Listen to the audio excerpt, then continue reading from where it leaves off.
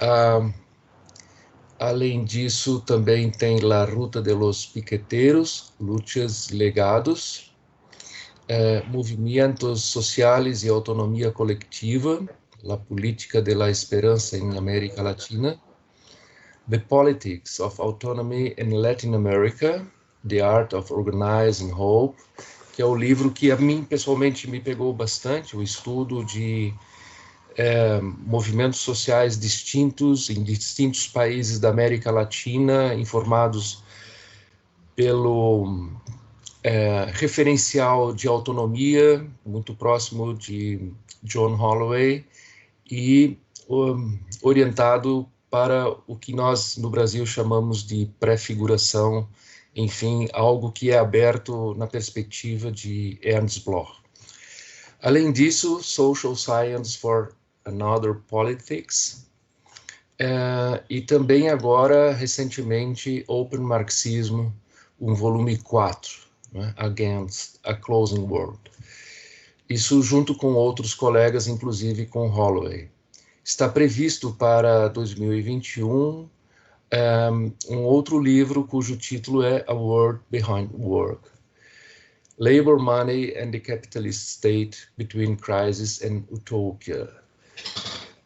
Eu vou colocar para vocês depois no chat 2 links que Ana Cecília autoriza divulgar, através dos quais se tem acesso ao que ela pode depois fazer, atender aos contatos que se interessarem. Eu desde já agradeço a presença de todas e todos nesta conferência e passaria, sem muitas demoras, a palavra para a própria Ana Cecília, que terá de 45 a 60 minutos de tempo, e em seguida, se ainda tivermos algum tempo, eu gostaria que houvesse, que pudéssemos fazer um belo debate a partir da sua exposição. Ana Cecília tem a palavra. Muito bem-vinda. Buen día. Mi portugués es malo, voy a hablar en castellano. Muchísimas gracias por estar aquí. Es un honor para mí y estar en esta conferencia Encuentro Internacional. Así que quiero agradecer a la Universidad de Blumenau, al posgrado de Desarrollo Regional y por supuesto a Ivo Marcos Teis y a Leonardo también, que nos ha ayudado técnicamente. No es fácil mantener un network funcionando en tiempos del COVID y mucho menos organizar una conferencia. Quizá la ventaja sea que algunos de nosotros estemos en pijamas escuchando, o al menos, digamos, de la cintura para abajo. Podemos estar cómodos, pero bueno, felicitaciones. Noto también que el término Organización de la Esperanza forma parte del título de este gran encuentro, lo que me honra, y espero que mi ponencia sea complementaria de la anterior de Clelio Campolina y la de mañana del profesor Martín Coy. Yo quiero comenzar tomando en cuenta la presentación maravillosa que ha hecho Ivo Marcos. Quiero empezar con una cita de Bloch, este autor, filósofo alemán, que vivió realmente la guerra, el holocausto, etc. No un momento para tener esperanza, y de hecho su enemigo Adorno estaba muy decepcionado.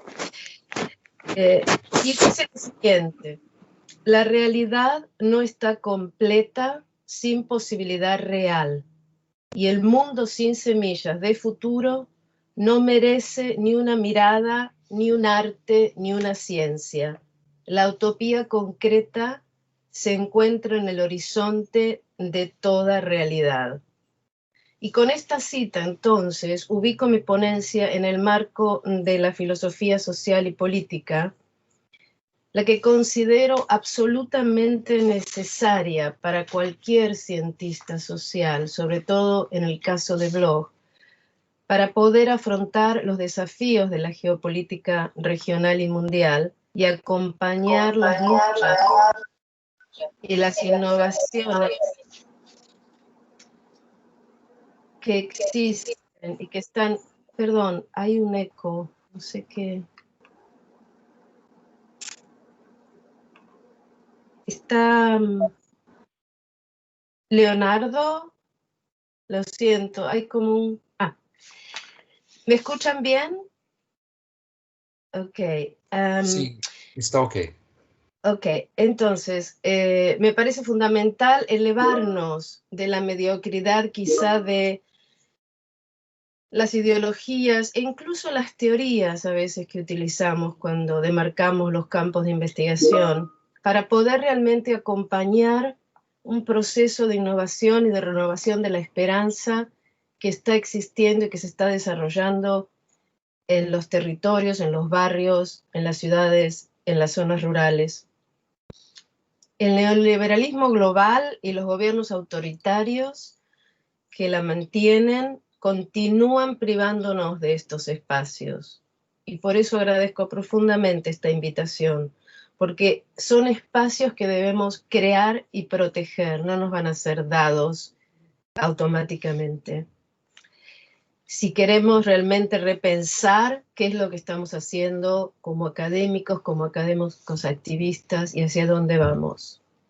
El COVID-19 como una lupa gigante aumentó, agrandó, visualizó y por supuesto expandió todos los males que ya existían en la sociedad capitalista, heteropatriarcal y colonial. La violencia, el crecimiento del fascismo, el hambre, la xenofobia, el feminicidio, el racismo, el ecocidio y sobre todo la miseria espiritual. En un mundo que pareciera estar colapsando. También la teoría del colapso y de la catástrofe es importante considerarla. Pero lo importante es que cada día resulta más difícil racionalizar la violencia del sistema, darle la vuelta, teorizarla, hacer de cuenta que igual vamos a poder, digamos, llevar adelante lo que queremos en este contexto. Y no es novedad que haya hambre, guerra, miseria, por supuesto que no. Lo que es novedad es que a veces se celebra desde el poder, pero además lo que es novedoso es que estamos en un momento en que el mundo está en una gran crisis planetaria, casi como dicen algunos colegas latinoamericanos, una crisis de civilización. Y aún así pareciera que todavía no hay capacidad de escuchar esos otros conocimientos y esas otras posibilidades. El poder no siempre oprime directamente, depende de dónde vivimos, ¿verdad? Hay lugares en este momento en el mundo donde la gente está muy oprimida y otros donde pareciera que no. Pero lo que sí sucede, y este es un concepto que me parece interesante de Bloch, es que se aferran a un mundo sin frente. Y este es un término por ahí no ideal, pero lo importante del mundo sin frente es que no es un lugar físico, sino una ontología política, dice Bloch, o un modo de ser donde no existe espacio para enunciar o participar en la elaboración de respuestas distintas a las realidades malas existentes. Porque estas realidades son cerradas, no incluyen en su interior un espacio donde podemos enunciar y articular lo que aún no es. Entonces, a mí me parece que es muy importante, y esto es un poco lo que hicimos con el libro del Marxismo Abierto 4, rechazar ese mundo cerrado, ¿no? Que se cierra en el sentido de que no existen posibilidades. Y como dice la organización india Vikram Sangam, que es parte de esta Global Tapestry, tejido global de alternativas en el que estoy participando, la pregunta más importante a la que nos enfrentamos es, ¿existen formas alternativas de satisfacer las necesidades y aspiraciones humanas sin destrozar la tierra y dejar atrás a la mitad de la humanidad? Y parece que mientras los gobiernos y las organizaciones no gubernamentales institucionalizadas buscan soluciones a la crisis con las mismas herramientas y los mismos paradigmas, existe un mar de prácticas y alternativas de conocimientos en las bases. La India es un ejemplo maravilloso, pero Latinoamérica también, donde se están desarrollando alternativas decoloniales, socioeconómicas, epistemológicas, políticas, culturales, que se relacionan con formas alternativas de reproducción social de la vida. Formas de producción y consumo de alimentos, cooperativas, tratamiento del agua, reforma agraria, salud, cuidados, pedagogías radicales. Y estas alternativas se definen de una manera amplia en la red como conceptos, iniciativas, visiones del mundo, redes que desafían el sistema dominante e intentan abrir la realidad para poder articular otra cosa. Y el gran logro, me parece a mí, de todos estos movimientos y comunidades es haber recuperado la esperanza. Ahora, este es el momento donde tengo que aclarar a qué me refiero con la esperanza, porque la esperanza, por supuesto, es una palabra que utilizamos a menudo y en el sentido común tiene quizá otro significado. Y como dice Bloch, la esperanza no es ni fantasía, ni optimismo, simplemente, ni sueños que nunca se cumplirán, pero que nos mantienen a flote. La diferencia entre el optimismo y la fantasía y la esperanza es que la esperanza tiene una función utópica. Y la función utópica es la que nos impulsa a imaginar y a realizar lo que todavía no es. Y por eso yo le llamo el arte de organizar la esperanza. Claro, es un concepto, puede resultar extraño porque la esperanza no se puede organizar en el sentido de que no es algo material, y sin embargo hay que educar y organizar para poder realmente ocupar ese espacio del aún no. Y yo pienso que existe una lucha no empírica. Yo nunca hubiera imaginado el Brasil de Bolsonaro, y sin embargo ese espacio vacío del futuro de Brasil fue ocupado por estas fuerzas del mal. Entonces, la esperanza no es naïve ni construye castillos en el aire para poder seguir sobreviviendo, que esa es una idea más religiosa de la esperanza, sino que es, como lo indica Bloch y muchos que lo interpretan, es praxis. La utopía concreta es una construcción que no tiene trascendencia, no tiene la misma nivel de abstracción que esas utopías que hemos construido, bueno, en algún momento con los partidos revolucionarios. Entonces, en este sentido, tampoco utilizo la esperanza como hace alguna gente considerándola sinónimo de optimismo. Una socióloga inglesa escribió que la sociología es miserable, la sociología y las ciencias sociales, somos todos miserables y pesimistas porque somos demasiado críticos. Y al ser demasiado críticos, no nos queda otra que sentirnos mal, porque estamos todo el tiempo analizando la pobreza, la miseria, etcétera, etcétera, las malas políticas de los gobiernos. Y para mí es al revés.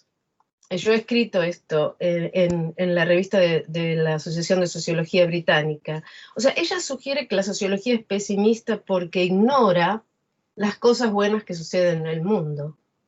Entonces tendríamos que dedicarnos a ser un poquito menos críticos y mostrar lo bueno. A mí me parece que si bien esto es verdad, crítica no es sinónimo de pesimismo, en absoluto. Creo que la razón por la cual la sociología y las ciencias sociales, más en general, son pesimistas es porque no son lo suficientemente críticas. Y con esto quiero decir, no se involucran en esta materialidad de la realidad, la materialidad abierta de la realidad, llevar la crítica hacia las últimas consecuencias para poder realmente comprometerse con lo que todavía no es. Esto me parece a mí que es el motivo por el cual estamos siempre todos deprimidos cada vez que hacemos un estudio sobre que hay que realizarlos, obviamente, pero para mí la socióloga británica Ruth Levitas explica que cuando la sociología nace como disciplina suprime la tarea. No sé si ustedes saben, bueno, Wells, él creía que la sociología, su única función era visualizar alternativas para la vida mejor, pero claro, él perdió en la batalla del establecimiento de la sociología en la LSE, London School of Economics, y entonces, para volverse respetable, la sociología tuvo que desechar todos estos sueños de la alternativa y la vida buena. Se lo dejaron a la filosofía, quizás. Hoy, me parece a mí, que para ser respetables, para que las ciencias sociales sean respetables, hay que producir un movimiento inverso. Hay que empezar a mirar cuáles son las alternativas seriamente en conexión con la sociedad, porque entonces no, vamos a ser irrelevantes para el resto del mundo. Y el tema de la esperanza entonces como praxis es importante porque no debemos olvidar que la base del éxito del neoliberalismo global, que considero continúa, ha sido la instauración de un discurso imaginario social de la desesperanza. Obviamente no fue solo discursivo, pero esta desesperanza nos atrapó, nos desmovilizó, algunos nos metió para adentro y otros nos hizo empezar a sacar lo peor de nosotros mismos. Obviamente el discurso acompañó las políticas que todos ya conocemos.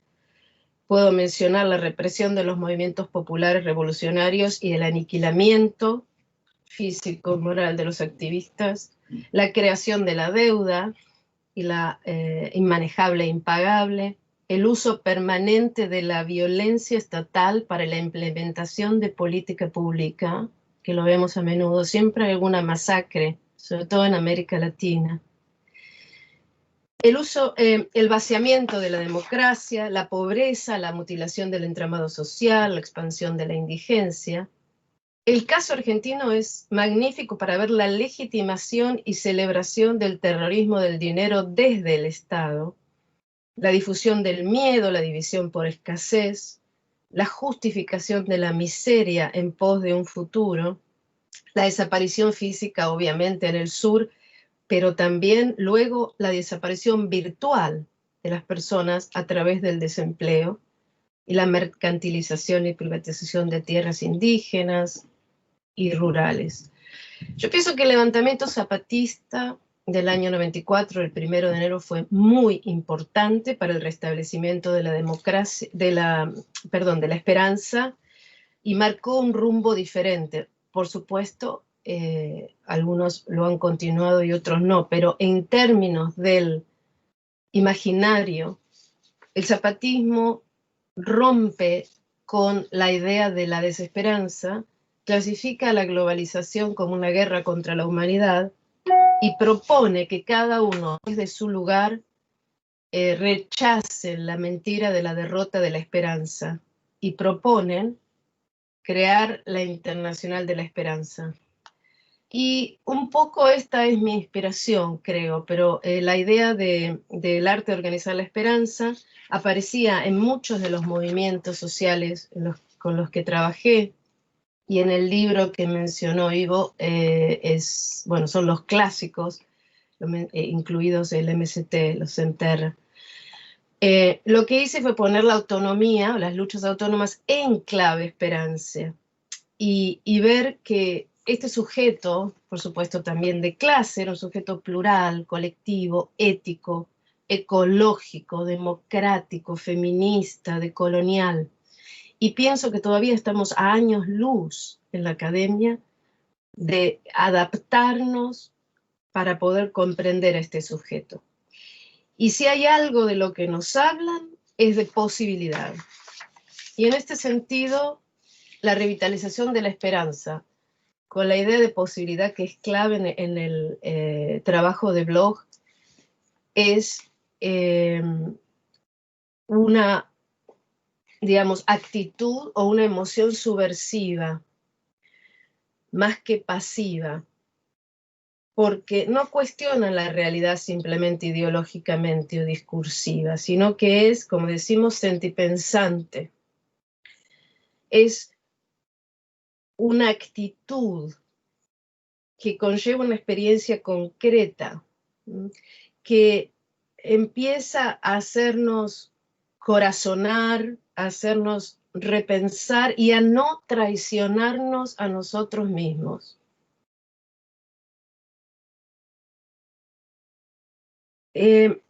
La esperanza, entonces, educada, este también es un concepto interesante de Bloch, conecta las necesidades de cada uno con la posibilidad de cambio social y radical. Para mí, más allá de lo que opinemos del MST, es un ejemplo muy importante de este logro, de esta cuestión de conectar las necesidades individuales, familiares, con las colectivas y políticas, y hasta yo diría globales. Pensamos en la soberanía alimentaria. Y más que nada desafían los hechos objetivos, porque la objetividad es producto, desde la perspectiva que estoy presentando, de una lucha que establece que existe una realidad y oculta el resto de las realidades posibles. Que los Semterra rechazaron la objetividad del hambre, no se traicionaron a sí mismos y saltaron al futuro a ocupar ese espacio. Hoy día es fácil decir, hablar de las agrovilas, hablar de lo que sucedió con el movimiento, pero en ese momento, si lo pensamos en términos de la esperanza, dicen no, crean algo nuevo y luego entra en una gran contradicción donde aparece ahí el Estado, por supuesto, y a esto me voy a referir en un minuto, y generan un excedente. En este sentido, me parece que los movimientos son ejemplo de que no necesitamos justificación para plantear o emprender acciones radicales que nos liberen. Si el mundo está en estado de miseria, se halla necesariamente en un proceso de devenir. Puede ser algo peor, puede ser algo mejor, pero ¿a quién se lo vamos a dejar? La dirección del cambio, ¿en manos de quién? Si no es en manos nuestras. El pensamiento mío es utópico, pero no en el sentido tradicional, porque pienso que la utopía abstracta del Partido Revolucionario, no por el Partido Revolucionario las ideologías se compartan o no, simplemente que la idea de la utopía abstracta, de un plan al que hay que llegar, ha colapsado. No me refiero a la Unión Soviética ni a Cuba, me refiero al hecho de tener un plan o una idea a la cual hay que llegar, o lo que Bloch diría que es un futuro inauténtico, porque no se conoce el camino, pero se conoce el fin.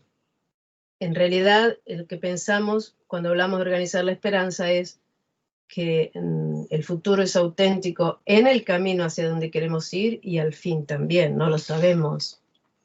Entonces, la esperanza hace de la realidad un proceso abierto e inacabado. Y tenemos, dice Bloch, una conciencia anticipatoria que cuando se realiza puede ponerse en práctica. Esta utopía, entonces, no está armada antes de que exista un sujeto. Se va armando, por eso es concreta, a medida que los sujetos en los barrios, las selvas, los puertos, el campo articulan en esos frentes de posibilidad política otra cosa. Y es importante diferenciar lo posible de lo probable. Porque muchas veces nos preguntamos, bueno, pero no es probable, no va a poder ser. Entonces es muy importante para mí hacer esta diferenciación, que la hace Bloch. Y definitivamente la utopía está relacionada a lo posible. Lo probable, se espera que según las condiciones dadas hoy llueva. Hay una probabilidad de tormenta o de lluvia. ¿Por qué? Porque tenemos las condiciones estudiadas. Quizá no llueva, pero es probable que llueva. Pero lo posible no está relacionado a las condiciones objetivas, porque puede haber algo que esté en camino de devenir y no podemos visualizarlo. Es imposible que digamos que algo no puede ocurrir. Si yo digo no es probable eliminar el hambre en el mundo en los próximos 20 años, sí, no es probable. Pero ¿podemos decir que no es posible? Viendo al gobierno británico, de los Tories, de los conservadores, implementar unos planes tremendos para ayudar a la gente que ahora quedó sin empleo como producto del COVID, no lo hubiera yo imaginado. ¿No sería posible? ¿Podemos decir que no es posible que mañana se levanten todos los gobiernos del mundo y decidan que no tiene que haber más ni un niño o niña pasando hambre en el mundo? ¿Por qué no? No podemos.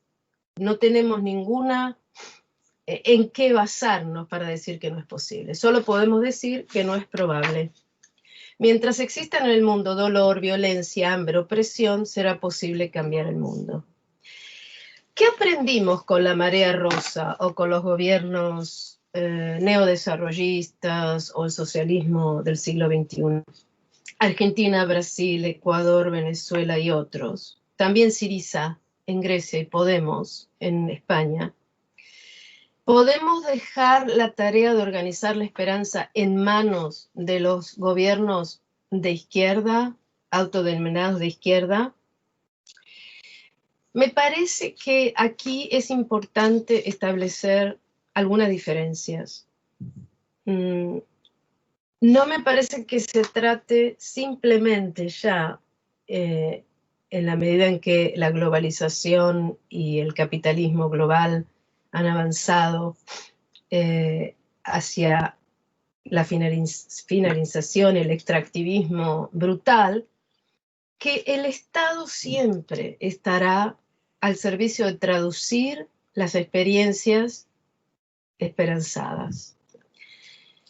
Los gobiernos de izquierda del periodo anterior optaron por estrategias incorporativas, ¿no? Políticas públicas integradoras, intentando incorporar muchos de los reclamos de los movimientos en ese momento.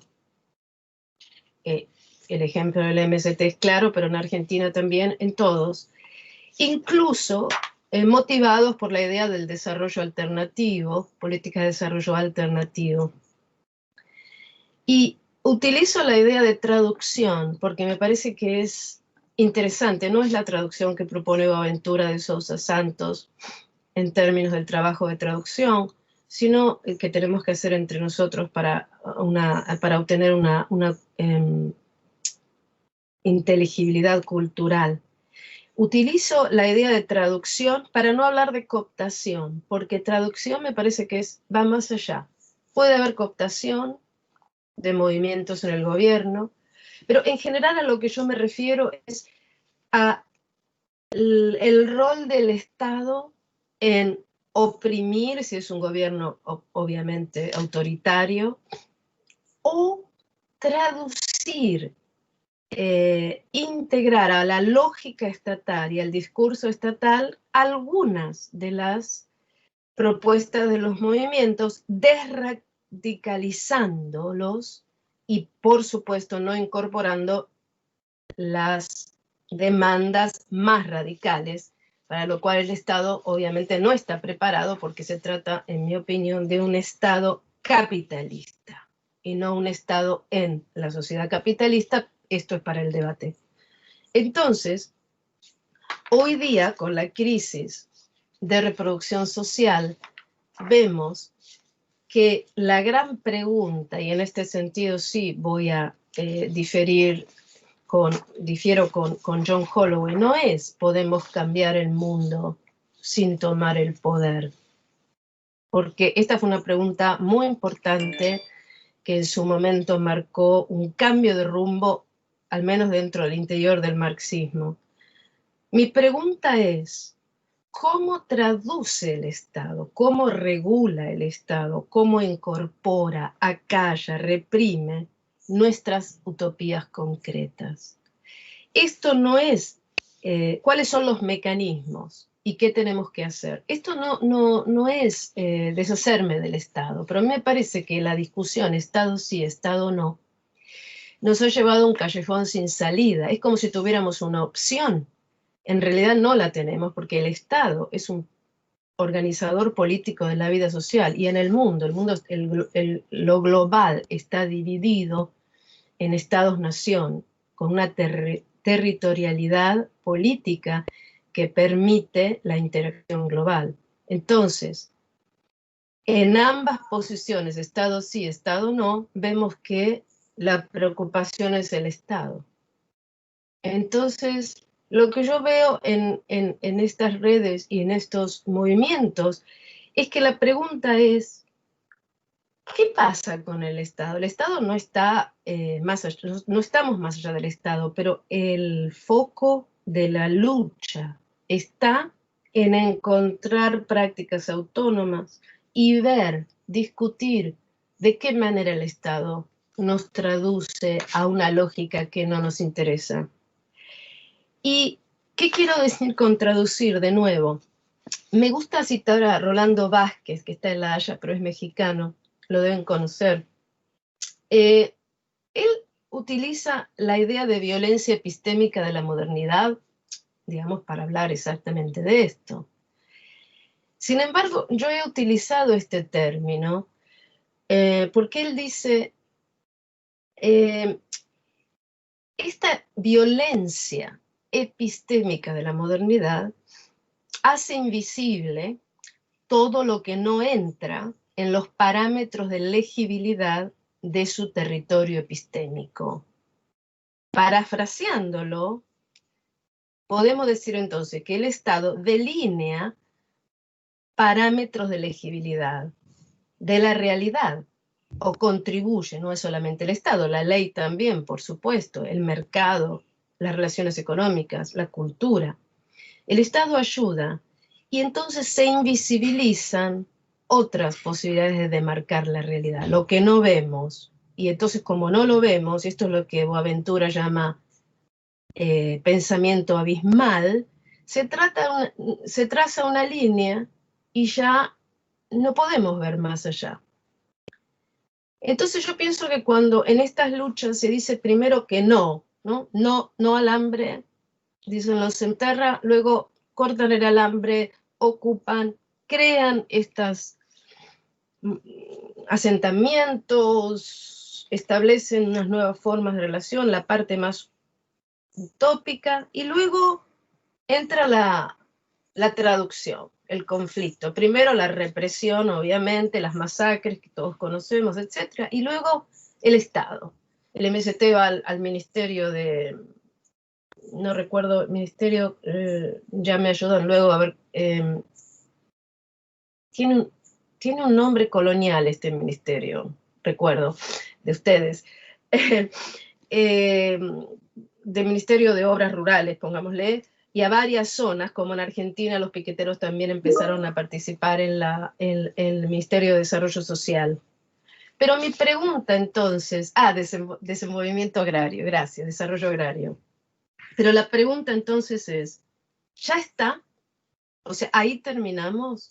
Simplemente entonces decimos que no, decimos que sí a algo que armamos, entramos en contradicción y somos derrotados. Y entonces ahí es donde Bloch a mí me ayudó a pensar, ¿cuál es el excedente? ¿Cuál es el surplus, que él le llama surplus utópico? Pero también Gibson, Graham hablan de un surplus, varias personas, pero yo lo veo desde este punto de vista. ¿Existe algo más que quedó sin traducir y de lo que podemos, digamos, agarrarnos, to hold on to, para poder continuar? ¿Qué es lo intraducible y cuál es la lengua a la que lo podemos traducir? La lengua en un sentido amplio, ¿no? El idioma de las luchas. La idea de derrota es importante, no quiero que me malentiendan, pero realmente no quedó nada. Luego, ¿dónde está ese Brasil que intentó algo? Tiene que haber quedado algo. Lo que pasa es que no lo vemos. Lo que pasa es que no lo vemos. ¿Y cómo podemos hacer para ver esto que es intraducible? ¿De qué se trata este excedente? Y ahí está la cuestión de la prefiguración. Prefiguración. Una crítica a la economía política desde el punto de vista marxista, que no sea una crítica prefigurativa a la economía política, no lleva a la mala sangre, no lleva al que el capitalismo global realmente es un desastre. Eso ya todos lo sabemos y toda estadística y todo estudio que lo demuestre es bienvenido. Pero sin embargo, no hay mucha gente que trabaje en otras formas de traducir este excedente que han creado los movimientos y que están invisibilizados. Entonces, incluso creo que hay una lucha, una disputa a nivel no empírico de la realización de la esperanza o no, y del contenido. Cuando a mí me preguntan, pero la esperanza no es solo de los buenos, también los malos tienen esperanza. Claro, obvio, pero justamente en esa disputa, como puse el ejemplo anterior, el de Bolsonaro, la ocupación del futuro, hoy, tenemos que hacerla nosotros. Porque si no, los malos también tienen sueños de poder, o tienen sueños de poder. Y lo principal, en este sentido, será desnaturalizar a la sociedad capitalista. Cuando yo digo a mis alumnos, el desempleo es un hecho objetivo. Sí, profesora, me dicen, obviamente. Sí, pero habría que agregarle en la sociedad capitalista, porque si no le agregamos en la sociedad capitalista, el desempleo no es una realidad objetiva. Podemos vivir en una sociedad donde los que son desempleados le llamamos, no sé, gente que no le gusta trabajar, gente que no coopera con su sociedad. El desempleo es solo una realidad objetiva en la sociedad capitalista, donde hay relaciones de mercado. Parece tonto lo que digo, pero si no se aclara, no es una realidad objetiva natural para el universo. Es simplemente una realidad objetiva que asumimos como tal al naturalizar la sociedad capitalista. Mi último punto es entonces la cuestión de la descolonización.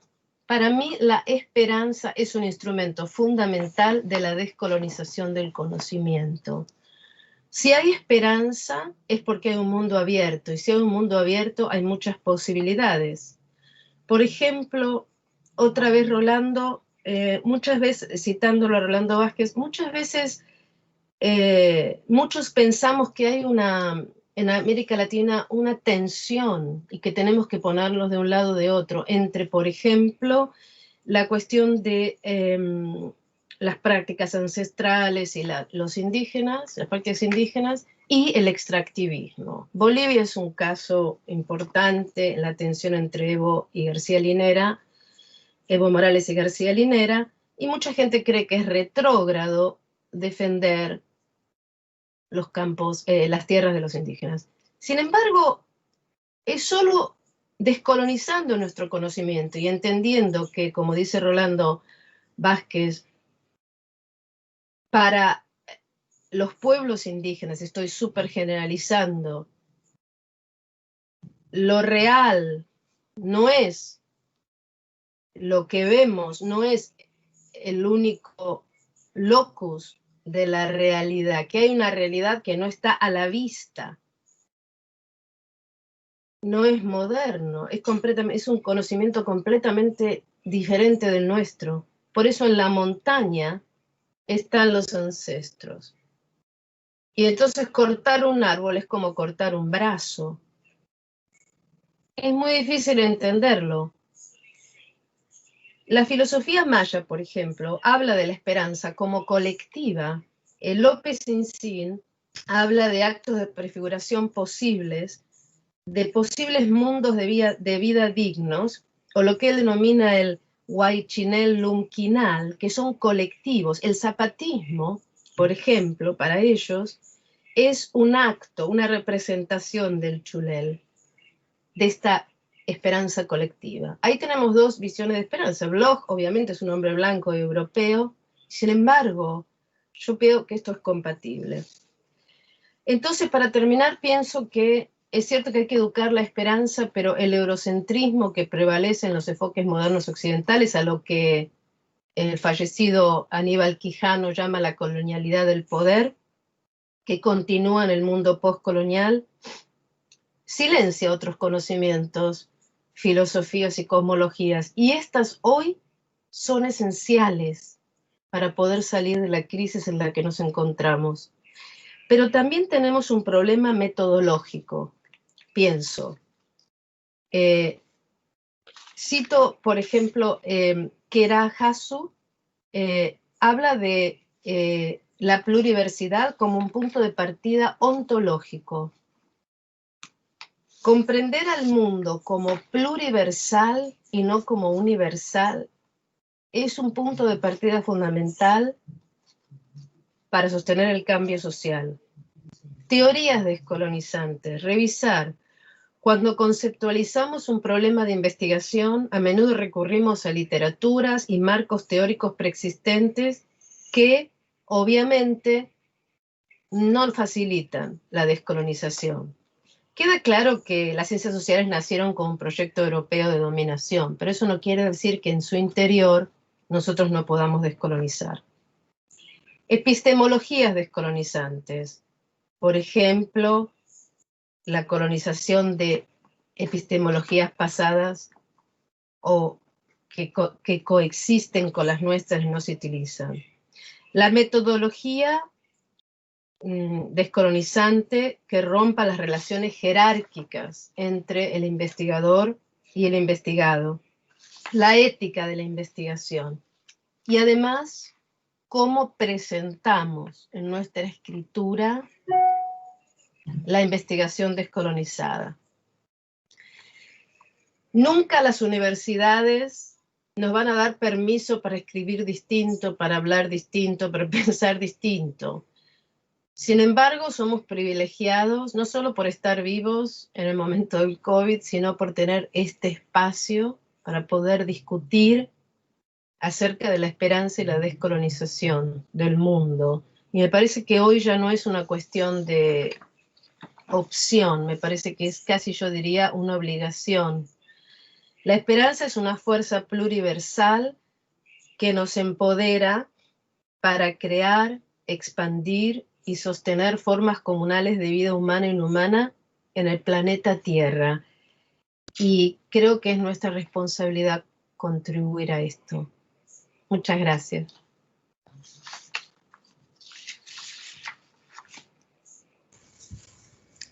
Muito obrigado a você, Ana Cecília, por sua belíssima conferência. Eu gostaria de pedir para que quem tivesse alguma questão pudesse encaminhá-la através de uma levantada de la manito que existe disponível no próprio sistema. Quem deseja se manifestar, por favor, basta que levante a mão e pode fazer uso da palavra.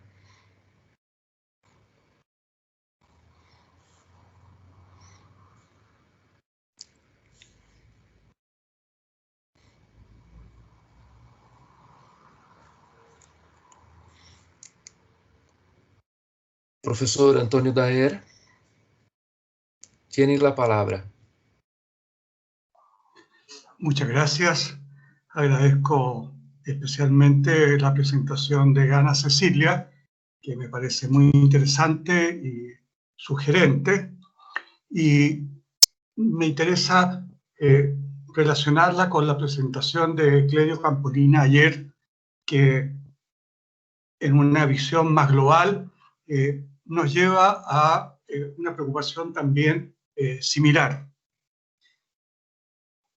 Ana Cecilia nos habla de la relación entre esperanza, Estado, y creo que en ese vínculo aparece muy fuertemente, sobre todo para América Latina, pero también más allá del subcontinente, la crisis institucional actual, que es en gran medida también, aunque no solamente una crisis de los estados.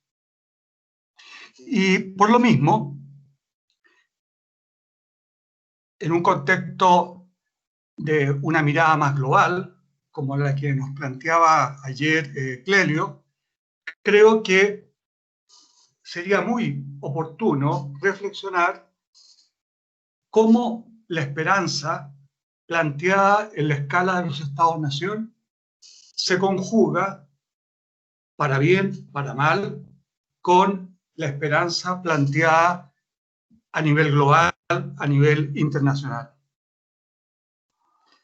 Ayer Clelio nos hizo una muy interesante presentación y muy ilustrada respecto del nuevo rol que está jugando Asia y particularmente China en el contexto internacional. Y muy particularmente enfatizó que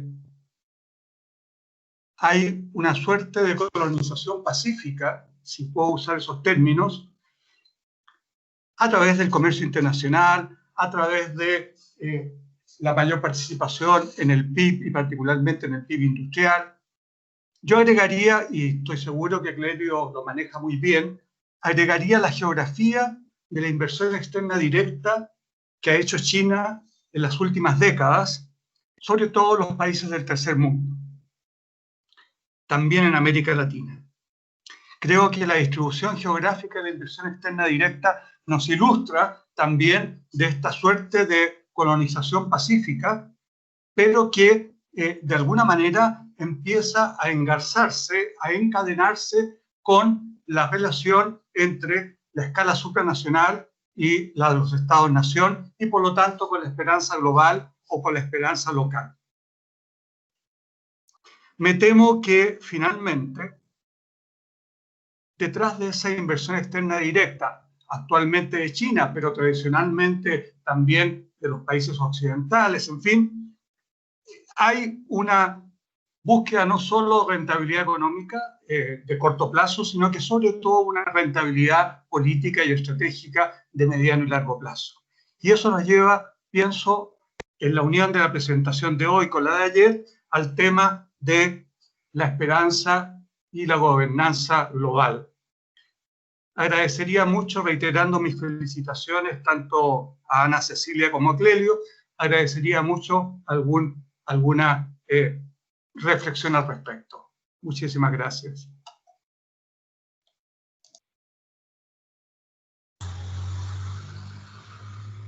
Podemos,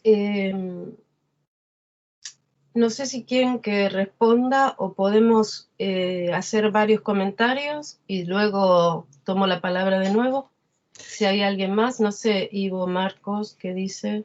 Sí, tal vez pudéssemos ter uma outra pergunta ainda de Clélio Campolina e de Luciano Florit, e daí podemos fazer outras perguntas. Perfecto, gracias. Professor Clélio Campolina, por favor, a sua palavra.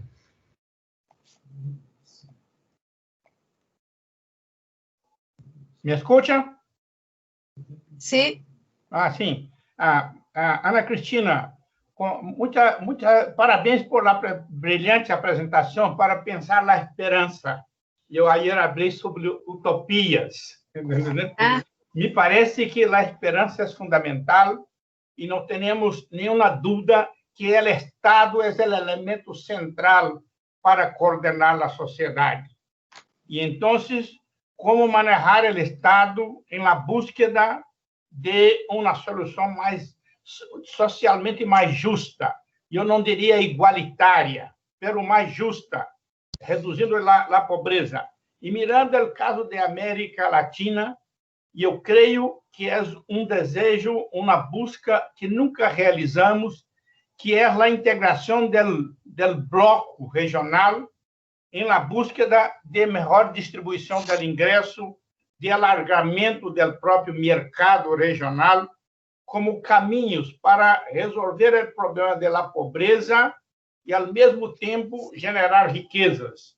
E me parece que tua apresentação nos indica isto, e a América Latina passa todo o tempo em busca, mas nunca concretizamos algum pacto social por la região. O mundo está, cada parte se integra, a Europa, a América do Norte, a Ásia está se integrando, e nós outros não alcançamos nunca um projeto de integração. Graças. Gracias. Luciano. Bueno, buenos días, Ana Cecilia. Buenos días a todos. Muchísimas gracias por tu presentación así estimulante, abrir la ventana para que entre el aire fresco. Quería comentarte, pedirte que por favor pudieras desarrollar un poco más algunas cosas que has mencionado que van un poco en una dirección diferente de lo que fueron las preguntas anteriores. En un momento has dicho que las utopías no tienen que armarse antes que los sujetos, ¿no? Porque ser las utopías concretas, ¿no? Y has usado una expresión, si no me acuerdo, si no anoté equivocadamente, como que habría utopías inauténticas, que es cuando no se conoce el camino y sí se conoce el fin, ¿no? Esto es extremadamente fuerte y profundo. Es claro que en principio no hay como no recordar Antonio Machado, se hace camino al andar, pero también acordarse de filosofías orientales que dan una cierta negación a la idea de proyecto, de algún modo, y se apoyan más en la idea de camino, y el camino es algo que se realiza con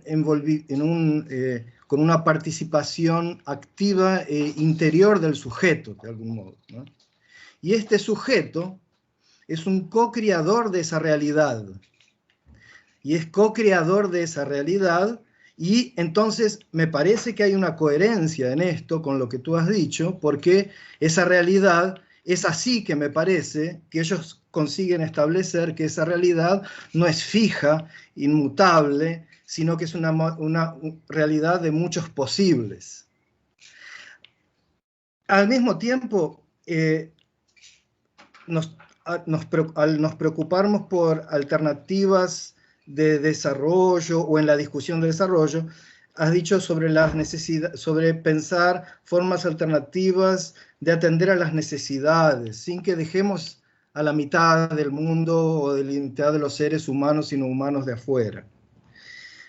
Entonces mi pregunta sería en el sentido de, esto que tú has dicho nos interpela mucho en cuanto sujetos, en cuanto individuos, en cómo nosotros nos vemos como individuos, ¿no?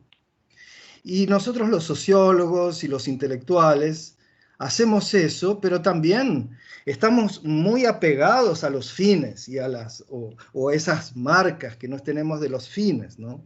Entonces, bueno, estas cosas que has dicho me han tocado muy profundo y quería pedirte si puedes desarrollarlas un poco más. Tal vez hayas conversado con muchos intelectuales sobre estas cosas y te hayas hecho una percepción de cómo esto funciona. ¿Cuál es el camino de mirarnos a nosotros mismos para poder mirar ese otro futuro posible o esa otra realidad que hoy no es evidente? Gracias, Luciano. Por favor, Ana Cecilia. Sí, ok, son las primeras dos preguntas están unidas y luego la de Luciano, ¿verdad? Entonces, lamentablemente no pude asistir a la conferencia del profesor Clelio, pero bueno, muy, muy contenta de que estamos en sintonía con la idea de utopía. El tema, claro, mi enfoque es diferente. Traje a la conferencia este enfoque que tiene que ver más con esto que decía Luciano, ¿no? Abrir la ventana y que entre un poco de aire. Cuando nos ponemos a pensar en la política concreta, sí, estaré de acuerdo, obviamente, que el sur no tiene una alianza. Saben que yo vivo en el Reino Unido y estamos ahora, sí, vamos a hacer una isla donde el trabajo va a ser bien baratito, Europa va a explotar, porque ya estamos mal posicionados en este sentido y sin, digamos, sin esta conexión con Europa. Mi miedo es que el neoliberalismo se agudice y seamos Cayman Islands de Europa. Pero bueno, justamente esto es importante. Ahora, en mi opinión, tenemos quizá con Clelio y con Antonio diferentes ideas del Estado. Para mí el Estado, como dije, estará ahí como una mediación, pero si yo tuviera que apostar, creo que tenemos que investigar más cómo se puede organizarse la sociedad políticamente. Porque en este momento mucha gente de estos lugares que se han mencionado, del Asia, de África ni que hablar, que es un continente siempre ausente cuando hablamos del sur, y de India, a pesar de que la nueva clase trabajadora está en India, Sudáfrica y Asia, y que viene con fuerza, es una clase trabajadora mucho más feminizada, mucho más informal. Saben que 180 millones de personas han estado en huelga en la India hace un par de años atrás. Son 3 Gran Bretañas, digamos, de huelga. Entonces, me da la impresión de que a pesar de esto, existe buena parte del mundo que ya están haciendo su vida sin el Estado. Y eso es algo, obviamente no están no subsumidos, porque yo a esto le llamo subsunción por exclusión. Si estuvieran por fuera, estarían bien, quizá, no lo logran, porque vivimos en una sociedad del dinero, donde el Estado es importante. Entonces, yo pienso que lo que hay que hacer es navegar esta contradicción. ¿Cómo hacer para continuar viviendo cuando el dinero se necesita para vivir, pero cuando sabemos que la sociedad del dinero no nos permite vivir? No sé si voy a poder tener una respuesta. Yo pienso que lo único que podemos hacer es navegar las contradicciones. Si hoy día se me presenta a mí la oportunidad de construir un Estado democrático para deshacerse de Bolsonaro y mantener, mejorar la justicia social en Brasil, no me voy a oponer. Si me preguntan más teóricamente, yo no apuesto al Estado como ese lugar donde voy a poner yo mi utopía esperanzada. Esa me parece que sería mi respuesta más honesta. Todo lo que podamos hacer para volver a democratizar el Estado es súper bienvenido, pero me parece que hay que apretar el acelerador y fijarse bien cuáles serían las formas organizacionales y escuchar lo que está pasando. La India, vuelvo a repetir, porque en esta red global de alternativas, una de las personas organizadoras es Ashish Kotari, que es un activista, tiene 800 casos de alternativas ya documentados, donde la gente está armando, bueno, muchísimas posibilidades diferentes. Entonces, quizá gobiernos locales puedan implementar esto. Ya cuando va a nivel nacional, se dificulta. Entonces, creo que tenemos que abrir a toda posibilidad de organización política. No va a ser fácil, pero de nuevo, si me preguntan esto o un gobierno democrático en Brasil, apuesto a gobierno democrático en Brasil. No voy a boicotearlo, pero no tengo ahí yo en este momento puesta la esperanza, a pesar de que Fernández obviamente es mucho mejor para mí que Macri. Y la pregunta de Luciano, sí, voy a aclarar. La idea esta de lo inauténtico es de Bloch, y Bloch habla del futuro auténtico e inauténtico. O sea, el futuro auténtico es que es futuro total, en el camino y en el final. Y el futuro inauténtico es un poco como que le hacemos un jueguito al futuro, porque ya sabemos que queremos la sociedad, vamos a poner el ejemplo, socialista, la dictadura del proletariado, bla, bla, bla, bla, bla. Pero bueno, el camino no lo conocemos, más o menos. Entonces, sí, esta idea del futuro auténtico es muy importante. Ahora, yo pienso que en la idea de camino, que sí, te agradezco el comentario que traes sobre la filosofía oriental, me parece interesante, pero no quiere decir que no podamos programar nada, que no podamos decir, bueno, vamos hacia allá o hacia aquí. Lo que sí requiere, como vos indicabas, es una especie de, sí, realmente de un trabajo individual y a nivel persona, la palabra individual no me gusta mucho, para poder realmente, no diría creer porque suena religioso, pero realmente sentir que esto es así y que no es simplemente una ideología. Por eso lo de colonial no puede ser otra ideología a la que se opone a la colonial. Lo de colonial es justamente esto, ¿no? De realmente sentir en este camino cómo nos realizamos con los otros. Y esto de la filosofía maya me parece súper interesante, o las filosofías orientales a las que te refieres. Y para mí, bueno, yo trabajo, imaginen, en una universidad neoliberal y cada vez está todo peor, pero siempre hay como espacios, ¿no? Como se abren frentes, y la verdad que mi experiencia, que, bueno, tuve muchas vidas antes de sindicalista, estuve en teatro abierto, voy a revelar mi edad si continúo con los ejemplos, pero bueno, digamos, si se sigue esa fuerza, el poder se sorprende a veces. Yo no creo en las teorías conspirativas, de que hay toda una opresión planeada. Sí, hay, obviamente, está todo regulado y van a hacer lo que puedan, pero a veces no, los que manejan, los managers, digamos, no se dan cuenta, ¿no? Y tampoco uno a veces tampoco sabe si quiere realmente romper todo o no. Lo que sí, a mí me parece, me lo preguntó un alumno una vez, hace muchos años en la universidad, cuando daba clases, pero usted dice, yo estudio ciencias de la comunicación, porque mi papá quiere que venga a la universidad, pero yo quiero ser actor, no sé qué me había dicho. Y yo digo, ¿por qué no estoy actor?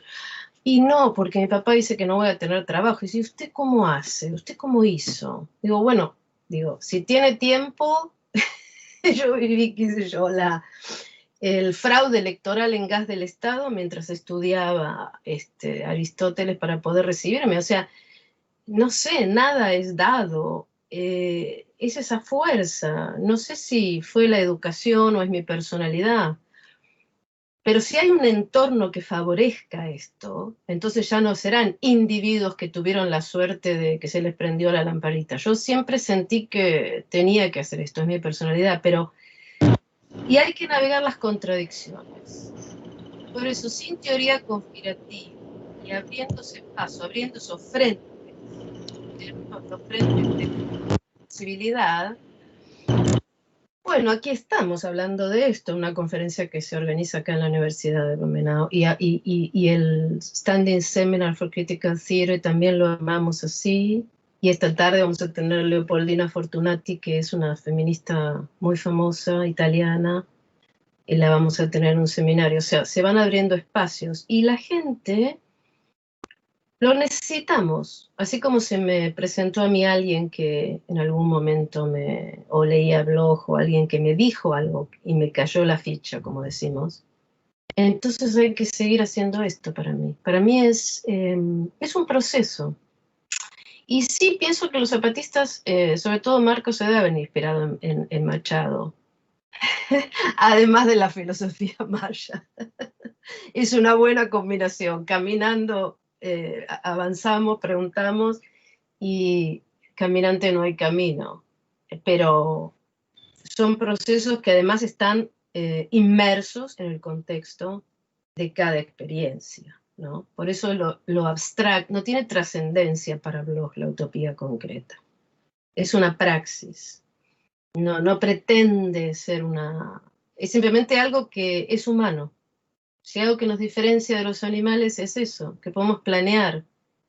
Yo pienso que las hormigas hacen una danza, dice David Harvey, pero sí, pero la hacen siempre. Están programadas. Nosotros no la podemos imitar, pero nosotros sí tenemos esa capacidad. Y hay que volver un poco a la filosofía oriental, leer fuera de la disciplina, etcétera, para poder volver a mirarlo desde otra perspectiva. Eso es lo que diría. No sé si contesté, pero es la reflexión que me viene de tu comentario, de tu pregunta. Gracias.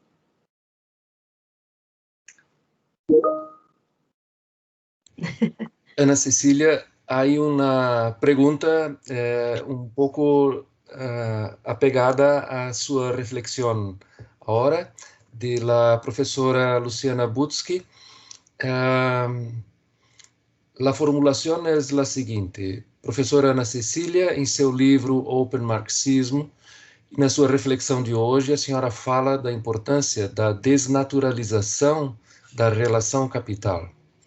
No capítulo de Holloway, ele atenta para o fato de que os intelectuais estão imersos nessa naturalização.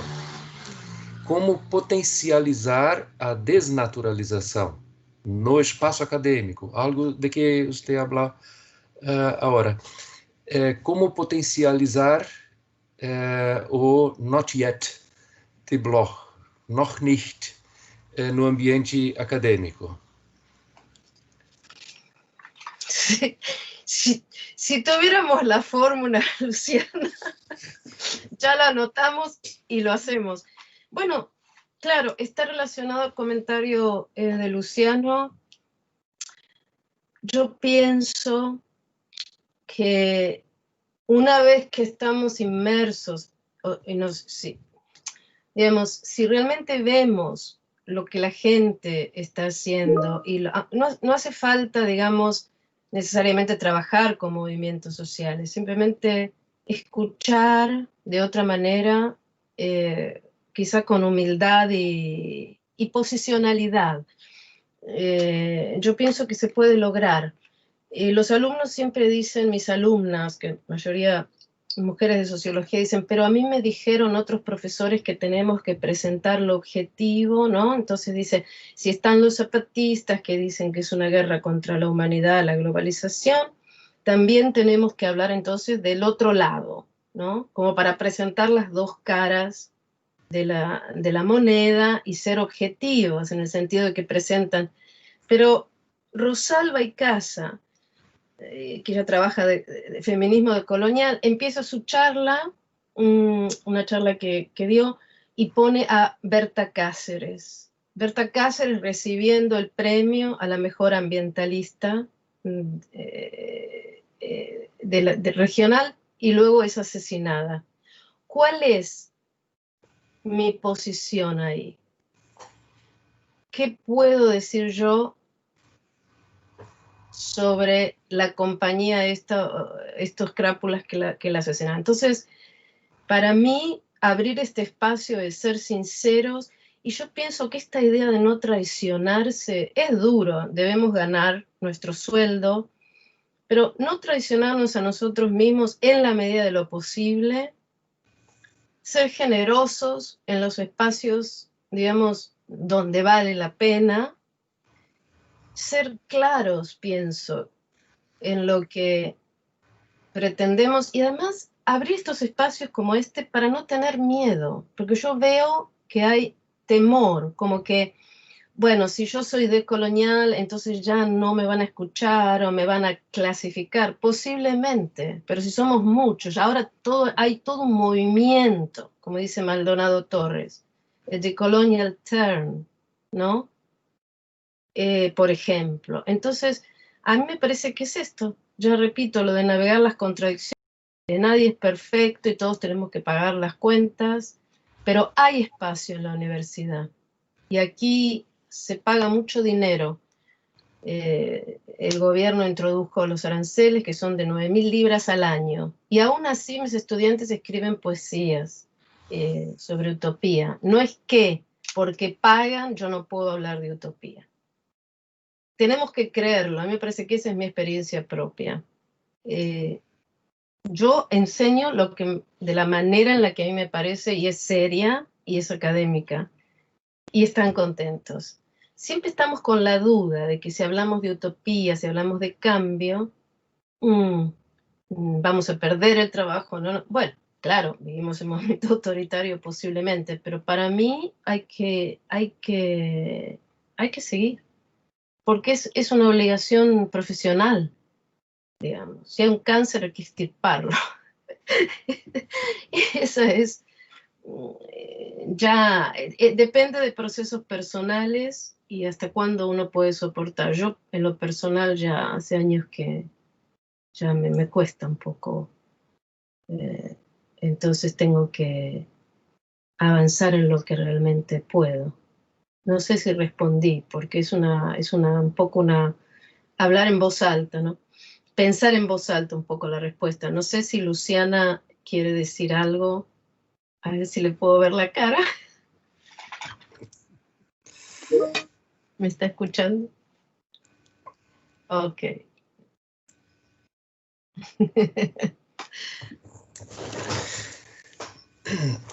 Muy bien. Eu sei que tenemos un límite de tiempo para la sesión, pero si alguien desea participar de minha parte, gostaria de agradecer muitíssimo, já com essa preocupação de ir aos poucos encerrando a sessão, dada a programação do evento, porque desde o início, quando fizemos o convite, a Ana Cecília foi muito simpático à nossa causa e concordou com se fazer presente durante este evento e, desafortunadamente, ela não está em Blumenau e nem ninguém que está nesta sala está em Blumenau, onde gostaríamos de recebê-los e recebê-las todos e todas para podermos confraternizar e celebrar um questionamento, evidentemente, do que temos, de tempo malo, e pensar sobre os tempos buenos que podemos construir juntos. Então, eu queria ir agradecendo aos poucos a Ana Cecília pela sua disponibilidade, pela sua simpática concordância em participar de nosso seminário com essa conferência, e penso que aqueles e aquelas que não a conheciam, alguns já conheciam de outras leituras. Ela tem textos publicados no Brasil. Serviço Social e Sociedade, por exemplo, publicou um texto dela. Existem outros, mas eu acho que tem aí um bom início de conversa e podemos intensificar nossos contatos se ela concordar com isso. Pessoalmente, estou muito gratificado. E digo isso com muita tranquilidade porque tanto Clélio Campolina, que nos brindou com uma bela conferência ontem, quanto Martin Coy, que vai nos brindar com outra conferência certamente muito bela amanhã, concordam que para construir um diálogo que nos leve a refletir não apenas sobre o que nos aflige, mas também pensar sobre as opções que estão à nossa frente e sobre as possibilidades. A palavra possibilidade, o termo possibilidade é muito caro a Bloch também. Tem uma teoria da possibilidade na obra de Bloch, e isso já foi mencionado. Então, eu creio que dentro desse contexto, a contribuição de Ana Cecília foi da maior importância. E por isso eu gostaria muito de agradecê-la por ter aceito o nosso convite e ter estado aqui conosco. Então, muito obrigado. A última palavra pode ser sua, Ana Cecília. Bueno, yo estoy muy emocionada porque cada vez que tengo una oportunidad de este tipo la aprecio mucho. Es difícil encontrar recepción, aunque últimamente, digamos, se están generando espacios. Creo que es quizá una ventaja del COVID que podamos interactuar tanta gente, ¿no? Sin tener que trasladarnos, la única ventaja. Pero estoy muy emocionada porque dudé un poco al principio cuando vi todos los... digamos, las ponencias, digo, siempre me agarró ese momento de duda de esto mismo que estaba hablando, ¿no? Si la ponencia correspondía, digo, bueno, si Ivo me invitó, entonces, ¿será que él considera? Y luego, si antes de hablar ya empecé a pensar, sí, ¿no? O sea, que siempre, hasta en el momento antes de presentar, y que es difícil así, ¿no? También, pero siempre está esa duda, porque claro, hay todo un mundo opresivo de intereses creados, etcétera, y nosotros los latinoamericanos sabemos que a veces cosas que en Europa no es tan común, aunque sucede, bueno, sí, se paga con la vida, ¿no es cierto? Entonces, no, simplemente decir muchísimas gracias, gracias a todos los mensajes que estoy leyendo. Es toda una novedad esta interacción, pero muchísimas gracias. Y una frase que me gusta de un autor que trabaja blog, pero que es una frase de blog, es que, no sé, quizás sí es un poquito mesiánica, pero mesiánica en el buen sentido, que dice que él habla de home, ¿no? El hogar, pero el hogar en un sentido figurado. Y dice, ahí es cuando llegamos a casa, ahí nos vamos a dar cuenta, porque es un lugar que brilla en la niñez de todos nosotros, pero es un lugar donde nunca estuvimos, ¿no? Y esa idea del hogar es como cuando cuando uno llega a casa y se saca los zapatos, y ahí se dio cuenta, ay, cómo me apretaban estos zapatos. Cuando uno está cómodo en la vida y con las demás, no sin problemas, pero cómodo, como, digamos, entendiendo por qué estamos vivos. Y a mí me parece que esa idea es maravillosa. Como para decir hacia dónde vamos, sea lo que fuera, hay que forjarlo, ¿no? Es algo que brilla en la niñez de todos, pero un lugar donde nunca estuvimos, y por lo tanto, sí, es una idea impresionante. Sí, eso, muchísimas gracias por esta oportunidad y que tengan una súper buena conferencia. Muchas gracias, Ivo, Marcos. Gracias. Muchas gracias, Ana Cecilia. Muchas caras. Antonio Muchas mostró la cara. Clelio no mostró la cara. Debe estar en pijama, Clelio.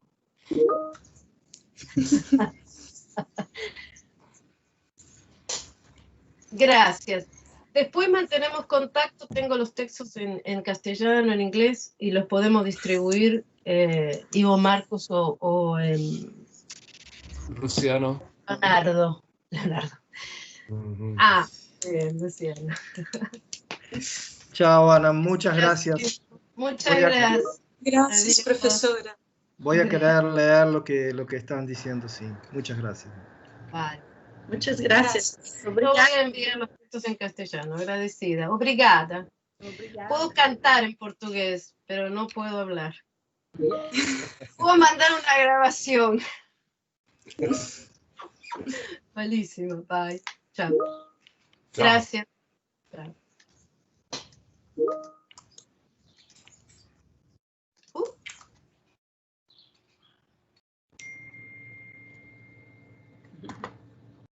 Parabéns, professor Ivo, foi muito